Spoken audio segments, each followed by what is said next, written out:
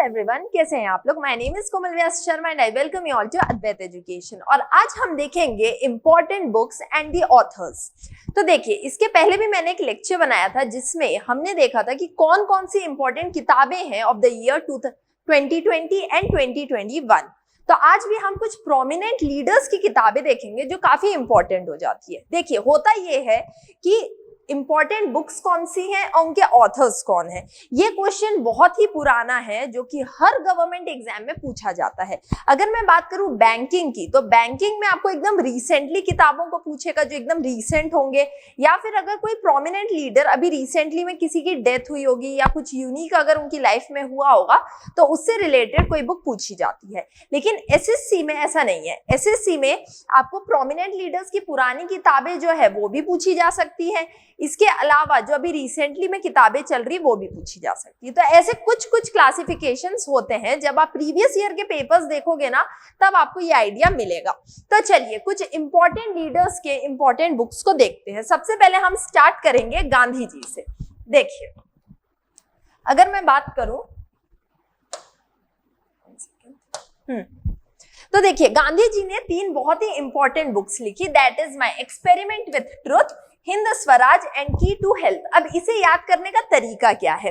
देखिए, गांधी जी जो थे ये क्या थे, बहुत ज्यादा अहिंसावाद थे, सत्य बोलते थे। बचपन में इन्होंने कभी झूठ बोला होगा लेकिन उसके बाद इन्होंने कभी झूठ नहीं कहा, ऐसा इन्होंने इस किताब में लिखा है। तो ट्रुथ से आप समझ सकते हो कि ठीक है, गांधी जी के ऊपर में ये किताब होगी और काफी कॉमन किताब है, बहुत पॉपुलर भी है, तो ये याद हो सकती है। हिंद स्वराज, इनकी लड़ाई किस लिए थी, स्वराज की लड़ाई थी, तो हिंद स्वराज किताब भी इनके द्वारा लिखी गई है। इसके अलावा की टू हेल्थ। अब देखिए, ये बकरी का दूध पीते थे, ये कितने ही किलोमीटर्स पैदल चलते थे, पतले थे, वेजिटेरियन थे, तो बहुत सारी ऐसी खूबियां हैं जो इन्हें हेल्दी बना के रखते थे। ये थे भी काफी हेल्दी, आप ये कह सकते हो। पतले सुकड़े थे लेकिन बहुत हेल्दी थे। तो इन्होंने की टू हेल्थ नाम की भी एक किताब को लिखा था। तो इस तरह से ये शॉर्टकट कुछ आप कह सकते हो कि निमोनिक्स है जिनसे आप क्या कर सकते हो, इन बुक्स को आप याद कर सकते हैं। चलिए जल्दी से आगे बढ़ते हैं। आप देखते हैं जवाहरलाल नेहरू की। तो देखिए, जवाहरलाल नेहरू कौन थे, ये थे हमारे देश के पहले prime minister, first prime minister. अब बिकॉज ये फर्स्ट प्राइम मिनिस्टर थे तो इन्हें करना क्या था, इन्हें अपने देश को अगर आगे बढ़ाना है तो इन्हें पहले इंडिया को डिस्कवर करना होगा। तो उसीलिए इन्होंने डिस्कवरी ऑफ इंडिया नाम की एक किताब को लिखा। अब सिर्फ इंडिया को डेवलप करना जरूरी नहीं है। डेवलप करोगे कैसे, आपको इसके लिए पैसा चाहिए। पैसा कहां से आएगा, फॉरेन से आएगा। कहीं ना कहीं से आप इंपोर्ट करोगे, अपनी चीजों को एक्सपोर्ट करोगे तो आएगा पैसा। तो उसके लिए उन्हें पूरी दुनिया के बारे में भी उनको जानकारी लेनी थी कि ये दुनिया है कैसी, इसके पीछे की हिस्ट्री क्या है। तो उसके लिए उन्होंने एक किताब कौन सी लिखी, ग्लिम्पसेस ऑफ वर्ल्ड हिस्ट्री। तो देखिए, इस शॉर्टकट से आप ये दोनों को याद रख सकते हैं कि ये 2 ऐसी बुक्स है जो कि जवाहरलाल नेहरू जी के द्वारा लिखी गई है। चलिए आगे बढ़ते हैं, देखते हैं नेक्स्ट लीडर की book, Subhash Chandra Bose, one of my favourite leader. तो देखिए, इनके द्वारा 2 किताबें लिखी गई। एक है the Indian struggle of 1920 to 1942 और दूसरी है एन इंडियन पिलग्रिम। तो देखिए, ये जब इंडियन स्ट्रगल के अंदर में गए तो उन्होंने पूरा अपना कहानी लिखा कि ओके इस तरह से चीजें हुई और किस तरह से इंडियंस जो थे वो एक इंडिपेंडेंस के लिए लड़ रहे थे। तो उसके ऊपर उन्होंने इस किताब को लिखी। और अगर आप हिस्ट्री को बहुत इन डेप्थ पढ़ोगे ना तो आपको एक चीज पता चलेगी, कहीं ना कहीं हमारे फ्रीडम के पीछे में सबसे ज्यादा योगदान मैं कहूंगी तो सुभाष चंद्र बोस जी का ही है।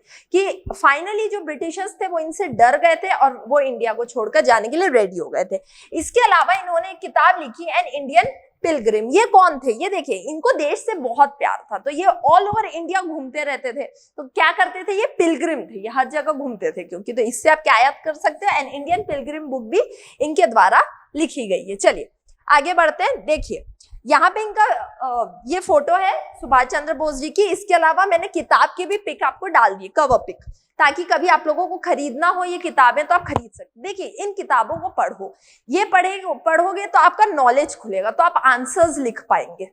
ठीक है, मैं तो जैसा कि मैं हमेशा कहती हूँ कि आई वांट कि आप लोग पीएससी, यूपीएससी जैसी एग्जाम्स को क्लियर करो। तो वो एग्जाम के लिए आपका जो माइंडसेट है ना वो अलग टाइप से वर्क करना चाहिए। तो उसके लिए आपको ऐसी किताबें पढ़नी पड़ेगी, तभी आपका माइंड क्या होएगा, ओपन होएगा। जब भी आपका बर्थडे होता है ना तो अपने पेरेंट्स को, अपने रिलेटिव्स को, फ्रेंड्स को कहा करो कि हमें किताबें क्या करिए, गिफ्ट कीजिए। सबसे बेस्ट गिफ्ट एवर होता है, मेरे लिए तो है।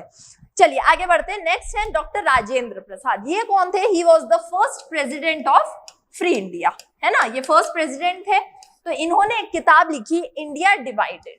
अब देखो हुआ क्या, ये जैसे ही प्रेसिडेंट बने उसके पहले इंडिया डिवाइड हो चुका था, पाकिस्तान और इंडिया दो भागों में। तो कहीं ना कहीं इस चीज से इन्हें काफी दुख हुआ, तो उसके ऊपर में ही उन्होंने किताब लिखी थी, इंडिया डिवाइडेड। आगे बढ़ते हैं और देखते हैं नेक्स्ट बुक, मौलाना अबुल कलाम आजाद। अब देखिए मौलाना अबुल कलाम आजाद कौन थे? He was the first education minister, है ना, ये पहले एजुकेशन मिनिस्टर थे। इनका ये मानना था कि शिक्षा जो है वो काफी इंपॉर्टेंट चीज होती है ना, ये ऐसी फील्ड है जिस पर हर किसी को आगे बढ़ना ही है और ये हेल्प करती है लोगों को आगे बढ़ने के लिए। क्या? एजुकेशन, शिक्षा कहते हैं जिसे, है ना। तो अगर आपको फ्रीडम चाहिए, इंडिया को भी अगर फ्रीडम चाहिए तो उसे पहले शिक्षित होना पड़ेगा, उसे अपनी हक को समझना होगा। तो उसके ऊपर उन्होंने किताब लिखी, इंडिया विंस फ्रीडम। एक और किताब है जो उन्होंने जेल में लिखी थी, घूबर ए खातिर। इसमें भी इन्होंने इंडिपेंडेंस से रिलेटेड इनकी जो भी नीतियां थी, जिस तरह से ये इंडिपेंडेंस की ओर चले, उस पर इन्होंने पूरा व्याख्यान जो है वो इस किताब के अंदर में दिया गया है in the form of letters. ये लेटर्स के फॉर्म में है जो इन्होंने अपने एक दोस्त को लिखा था जेल में। तो ये दो इंपॉर्टेंट किताबें हैं किसकी? इनकी। क्या नाम है इनका? मौलाना अबुल कलाम आजाद। याद रहेगा ये चीज, तो ऐसे आप याद कर सकते हो शॉर्टकट ट्रिक से। चलिए आगे बढ़ते हैं। लाला लाजपत राय। तो देखिए लाला लाजपत राय की एक बहुत ही इंपॉर्टेंट किताब थी, अनहैप्पी इंडिया। रीजन क्या था? देखिए बहुत टाइम से ये फ्रीडम फाइटर थे, ये फाइट कर रहे थे इंडिया के इंडिपेंडेंस के लिए, लेकिन एक बहुत ही बोलना चाहिए इनका एक बुरा समय भी आ गया बीच में, जहां पे इनकी डेथ हो गई after Simon commission. Simon commission का विरोध करते हुए लाठी चार्जेस हुए जिसमें इनकी डेथ हो गई। तो कहीं ना कहीं कहते हैं ना, एक अनहैप्पीनेस आ गया कि यार मैं देश के लिए बहुत ज्यादा कुछ नहीं कर पाया, है ना। चाहते तो हो सकता था कि इनकी उम्र बहुत होती तो ये इंडिया का इंडिपेंडेंस भी देख सकते थे, लेकिन वो नहीं हो पाए। तो ये कौन थे? ये बहुत ज्यादा अनहैप्पी थे, है ना। तो उस पर इन्होंने किताब लिखी थी, अनहैप्पी इंडिया। आगे बढ़ते हैं। Shrimati Indira Gandhi ji, one of my favourite leader आप कह सकते हो। तो देखिए ये कौन थी? ये इंडिया की प्राइम मिनिस्टर थी, और ये बोलना चाहिए कि फर्स्ट लेडी प्राइम मिनिस्टर भी थी, और बहुत ही स्ट्रॉन्ग, एक आयरन लेडी कहते हैं ना, कि तुरंत आपको डिसीजंस अगर लेने हैं, वो थी है। तो इन्होंने किताब लिखी थी, माय ट्रूथ। अब होता ये था कि इनके समय में, इनके कार्यकाल में इन्होंने बहुत से स्ट्रॉन्ग डिसीजंस लिए थे, जैसे कि operation blue star, emergency, then press freedom पर इन्होंने बैन्स भी लगाए थे। 42nd कॉन्स्टिट्यूशनल अमेंडमेंट एक्ट्स लेकर आकर इन्होंने बहुत सारी चेंजेस किए थे कॉन्स्टिट्यूशन में। तो लोग इनसे पूछते थे कि यार आप ये सब क्यों किया, इनके पीछे का रीजन क्या है।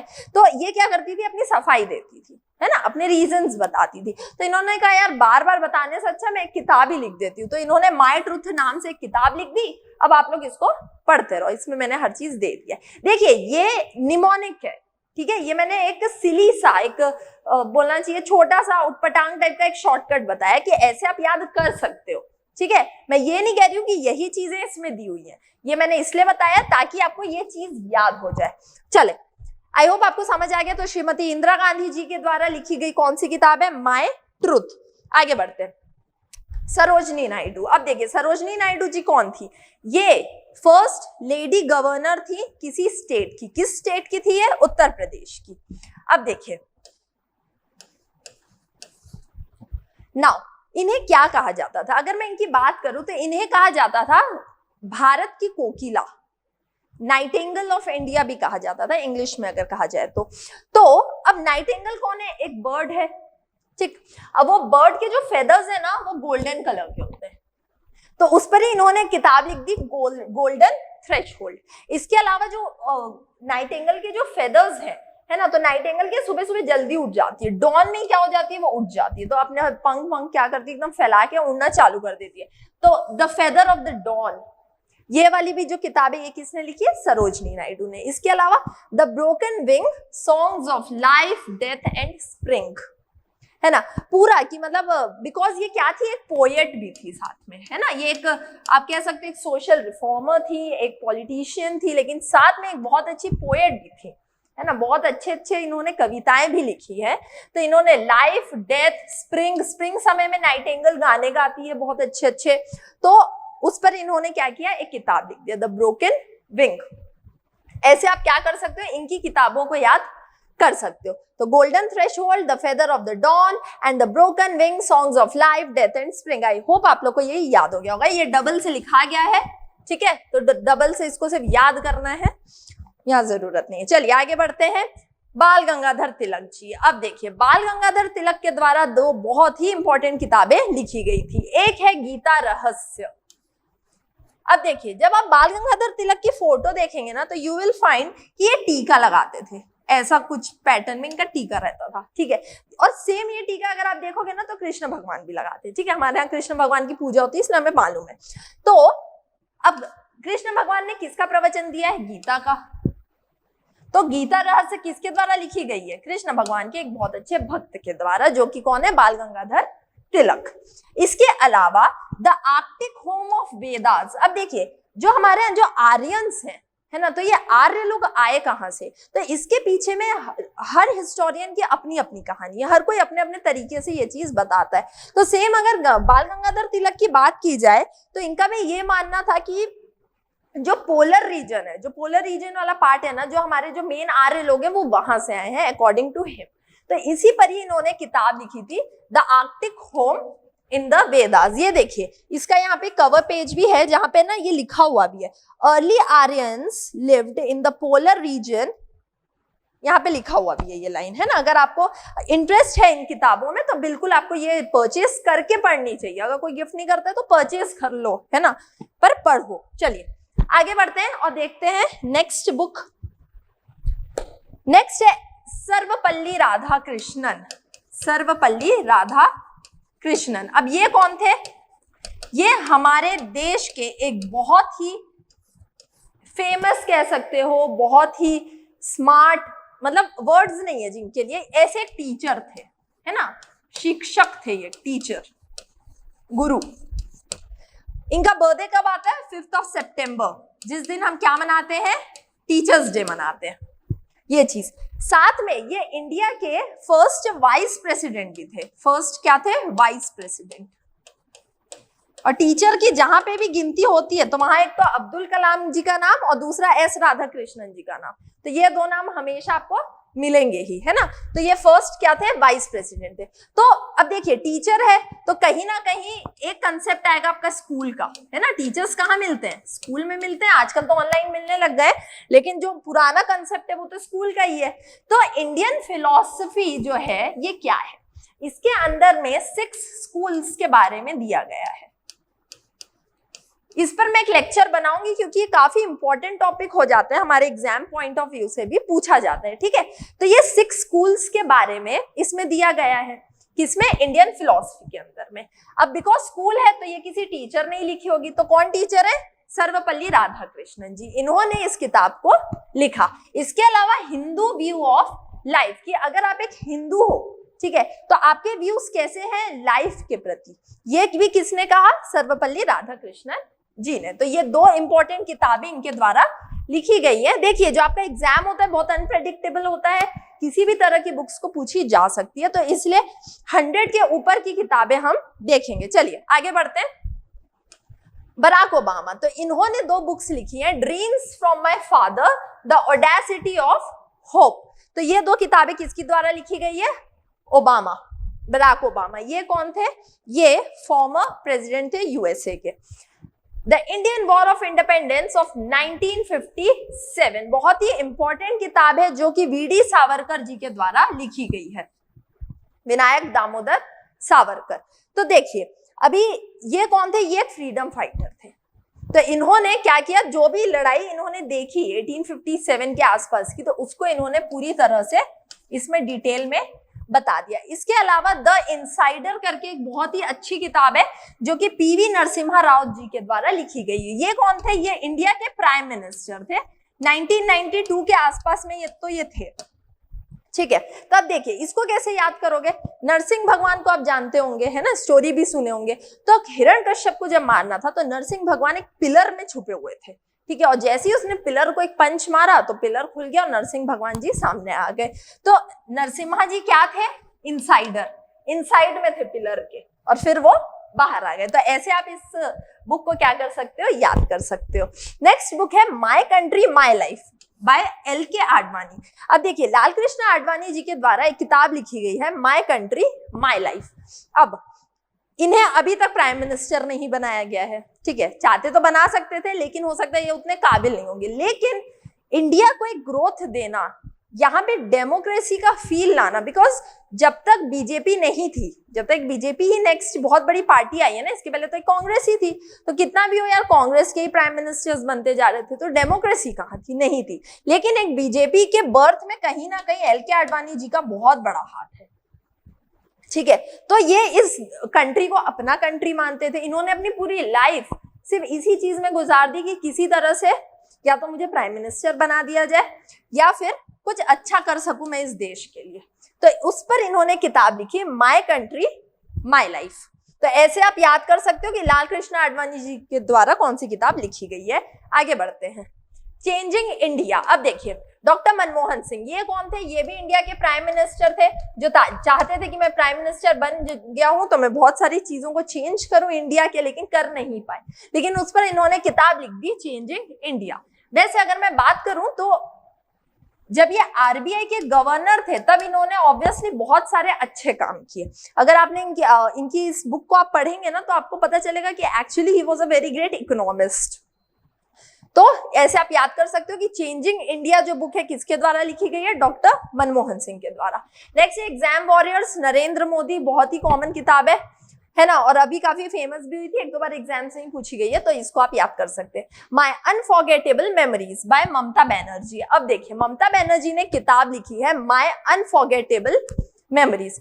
कौन सी मेमोरी को ये फॉरगेट करना चाहती है और दुनिया को रखना चाहती भी नहीं है ये कि दुनिया भी इनकी मेमोरीज को भूले। जैसे कि अगर मैं बात करूं रिसेंट की, तो व्हील चेयर वाला इनका सीन आप लोग को आई गेस पता होगा, है ना, ये व्हील चेयर पर आ गई थी इलेक्शंस के कुछ टाइम पहले, इनका एक्सीडेंट हो गया था, ठीक है, तो उस पर काफी मीम्स बनाए गए, बहुत कुछ हुआ। तो आप वैसे याद कर सकते हैं कि इन्होंने इस तरह की मेमोरीज बनाई है जिनको कभी भी भूला नहीं जा सकता, कि मोदी जी को हराने के लिए लोग व्हील चेयर तक आ सकते हैं।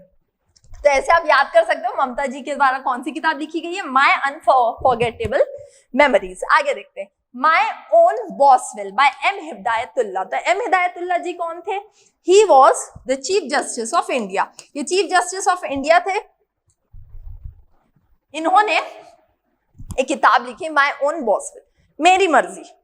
भाई चीफ जस्टिस कौन होता है, हेड होता है, गार्जियन ऑफ द कॉन्स्टिट्यूशन। इन्होंने जो बोल दिया संविधान वही रहेगा, है ना। अगर पार्लियामेंट कोई भी लॉ बनाती हो, कितना सही है कितना नहीं, ये डिपेंड करता है कि जुडिशरी क्या कहती है। तो उस हिसाब से आई एम द बॉस, मेरी ही चलेगी हर जगह पे बिल, जो मैं चाहूंगा वही होगा। तो माय ओन बॉसवेल किसने लिखी है, M हिदायतुल्लाह ने। दास कैपिटल काफी इंपॉर्टेंट किताब है, देख सकते हो। कार्ल मार्क्स, तो कार्ल मार्क्स कौन थे, ही वॉज अ कम्युनिस्ट। ये सोचते थे कि कोई पुअर नहीं, कोई रिच नहीं, हर कोई को क्या होना चाहिए, बराबर होना चाहिए, बराबर रिसोर्सेज सबको मिलने चाहिए, ऐसा इनका मानना था। व्हाट यू थिंक, जो दास लोग हैं, जो नीचे के लोग हैं, है ना, वो भी कैपिटलिस्ट के बराबर है। अब आया समझ में मैंने ये दो वर्ड क्यों कहे, दास और कैपिटल, दास कैपिटल। इस बुक को आप ऐसे याद कर सकते हो, कार्ल मार्क्स की किताब है। आगे बढ़ते हैं, नीलम संजीव रेड्डी। तो इन्होंने किताब लिखी विदाउट फियर और फेवर। अब इसे कैसे याद करेंगे, तो देखिए नीलम क्या होता है, एक स्टोन होता है जिसे हम पहनते हैं। पहनने का रीजन क्या होता है, ताकि हमें सक्सेस मिले, हमें किसी के फेवर्स की जरूरत ना पड़े, हमें कभी डर ना लगे किसी चीज से, है ना।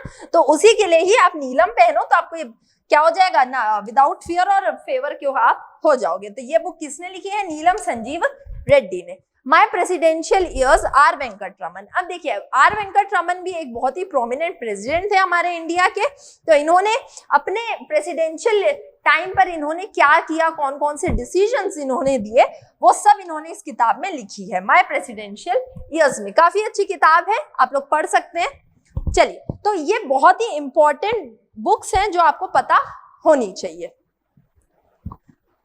नेक्स्ट, कर्मयुद्ध ग्रंथ। अब देखिए ये किसके द्वारा लिखी गई है, ये लिखी गई है अमित शाह के द्वारा, है ना भाई, बहुत ज्यादा ये कर्म योद्धा ही है, आप कह सकते हो कि इतने कोरोना महामारी में भी इन्होंने वेस्ट बंगाल में बकायदा अपनी रैलीज चलाई, तो एक कर्म योद्धा ही ये चीज कर सकता है। ठीक है, तो ये किताब किसने लिखी है? अमित शाह ने। द स्वच्छ भारत क्रांति। अब देखिए, स्वच्छ भारत क्रांति लिखी गई है जीएस शेखावत और स्मृति ईरानी के द्वारा। तो जीएस शेखावत कौन है? ये जल मंत्री है और स्मृति ईरानी है टेक्सटाइल मंत्री। ठीक है, तो अब देखो, टेक्सटाइल मतलब आप मान लो कपड़ा, टेक्सटाइल मतलब कपड़ा आ गया, और जल मतलब पानी। तो कपड़ा भी हमें क्या चाहिए? क्लीन चाहिए, स्वच्छ पहनना पसंद करते हैं, और जल भी हम क्लीन पीना ही पसंद करते हैं। तो इसलिए इन्होंने इसी पर ही, अपनी मिनिस्ट्री के ऊपर इन्होंने किताब लिख दी है, द स्वच्छ भारत क्रांति। हो जाएगा याद, बहुत इजी है। नेक्स्ट है जॉब्स फॉर आवर मिलियंस, वीवी गिरी के द्वारा लिखी गई है। तो देखिए, वीवी गिरी कौन थे? ये आप कह सकते हैं एक मजदूर नेता थे, है ना कहीं ये मजदूरों के साथ, ट्रेड यूनियंस वालों के साथ में हमेशा खड़े होते थे, उनके ये लीडर रहते थे। तो इनका ये मानना था कि जितनी भी जॉब्स हैं, ये कोरोना के टाइम पे क्या हो रही है आपकी? घट रही है ना, तो कैसे इन्हें जॉब्स दी जाए? जो जॉब आपकी गिर रही है, कम हो रही है, ये क्या करना है? आपको लोगों को देना है। तो क्या आइडियाज हो सकते हैं? तो इसलिए इन्होंने किताब लिखी, that is jobs for the millions. अब आप लोग मुझे बताओगे आप लोग को याद हो रही है कि नहीं, है ना? इसको 2 बार वीडियो को देखना, ऑटोमेटिकली आपको सारी किताबें याद हो जाएंगी। और अच्छे से याद करनी है ना, तो पढ़ लो इन किताबों को। Next is connecting, communicating, changing. ये किताब किसने लिखी? राजनाथ सिंह के द्वारा। आपको बताना है राजनाथ सिंह जी की मिनिस्ट्री कौन सी, अब ये किस मिनिस्ट्री में वर्क करते हैं। अब देखो, ये आप लोग मुझे कमेंट सेक्शन में बताना। तो इनका ये मानना है कि दूसरे देशों के साथ आप कनेक्ट कीजिए, आप कम्युनिकेट कीजिए, और उसके बाद में या तो उस देश को चेंज कर दो या खुद चेंज हो जाओ। ऐसा किसका कंसेप्ट है? राजनाथ सिंह जी का। तो इसलिए उस पर इन्होंने किताब लिख दी है, कनेक्टिंग, कम्युनिकेटिंग एंड चेंजिंग। चलिए आगे बढ़ते हैं। लास्ट 5 बुक्स आज के लिए। नेक्स्ट में हम और भी आगे स्पोर्ट्स पर्सन की किताबें देखेंगे, उसके बाद और जो करंट किताबें आ रही है 2020 और 21 की, उनको भी देखेंगे। मेन कैंप, तो मेन कैंप एक बहुत ही झूठी किताब है जो कि एडोल्फ हिटलर के द्वारा लिखी गई है, जिसमें मेरा ये मानना है कि काफी झूठ लिखा गया है, इनका ऑटोबायोग्राफी है वो, तो मुझे तो उतनी पसंद आई नहीं। लॉन्ग वॉक टू फ्रीडम, ये किसके द्वारा लिखी गई? Nelson Mandela. ये कौन थे? ये साउथ अफ्रीका के गांधी कहे जाते हैं, है ना। वहां के लोगों को क्या कहा जाता था? ब्लैक कहा जाता था, क्योंकि वो कलर से काले होते थे, उससे कोई फर्क पड़ता नहीं है ना, काले हैं तो क्या हुआ, दिल वाले हैं। तो उन्होंने फ्रीडम के लिए बहुत लड़ाइयां लड़ी, कितने ही साल, कहते हैं ना 20 साल के ऊपर तो वो जेल में ही थे, सिर्फ फ्रीडम के लिए लड़ते हुए। सोच लो, तो जो इतनी लाइफ, अपनी लाइफ के इतने इंपॉर्टेंट टाइम जिन्होंने इसी चीज में दे दिया, तो उनको आप क्या कहोगे, है ना।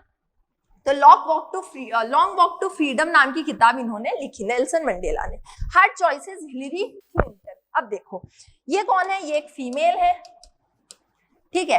अब एक जो फीमेल होती है तो उसके पास में काफी जिम्मेदारियां होती है ना, काफी रिस्पॉन्सिबिलिटीज होती है उनके ऊपर में, जैसे कि उनको घर में लोगों को भी संभालना है, जो घर के रिलेटिव्स हैं, उनके मम्मी पापा हैं, बच्चे, उनको भी संभालना है, उनको ग्रोसरी खरीदने भी जाना है मार्केट। इसके अलावा क्या करना है? इनको प्रेसिडेंट भी बनना है और देश को भी चलाना है, इतने काम है। तो इनके पास में जो चॉइसेस है ना, वो बहुत हार्ड है कि मैं चॉइस किस चीज में करूं, मैं ये करूं, मैं ये काम करूं कि मैं ये काम करूं, मैं काम करूं कौन सा, है ना। तो उस पर इन्होंने किताब लिख दी, हार्ड चॉइसेस। अब इन्हीं के ही जो पतिदेव हैं, बिल क्लिंटन, ठीक है। अब इनके साथ में क्या हो गया? इन्होंने ये सोचा कि अरे यार, मैं साला घर में रहूंगा ना तो मेरी वाइफ तो प्रेसिडेंट बन जाएगी, लेकिन बच्चों को मुझे संभालना पड़ जाएगा और ग्रोसरी लेने भी मुझे जाना पड़ेगा, तो उससे अच्छा है कि मैं काम पे चले जाऊं, ठीक है। तो बैक टू वर्क करके उन्होंने किताब लिख दी कि ओके, मैं क्या कर रहा हूं, मैं काम पे निकल जाता हूं। तो ये किसके द्वारा लिखी गई है? बिल क्लिंटन के द्वारा।